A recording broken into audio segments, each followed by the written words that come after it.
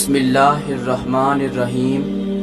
السلام علیکم ناظرین، اسلامک انٹرسٹ ٹی وی کے اسلامی دوستوں، امید کرتا ہوں کہ آپ ایمان اور تقوی کی بہترین حالت میں ہوں گے۔ ہم آج اس ویڈیو میں آپ کے لیے لے کر آئے ہیں اسلام کے ایک عظیم نڈر اور بہادر سلطان کا واقعہ۔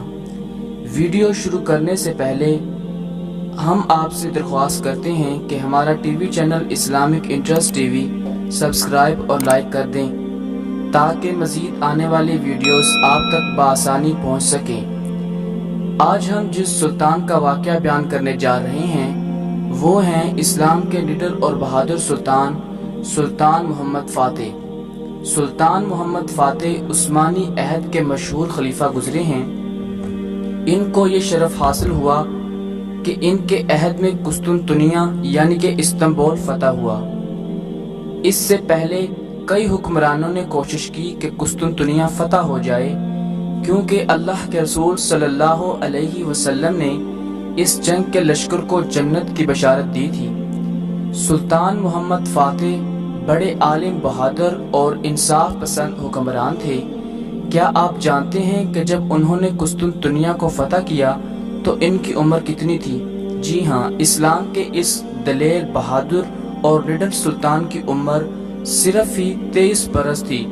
جب سلطان محمد فاتح کی موت کا وقت قریب آن پہنچا تو انہوں نے اپنے صاحبزادے کو بلایا اور اسے کچھ وصیتیں کی۔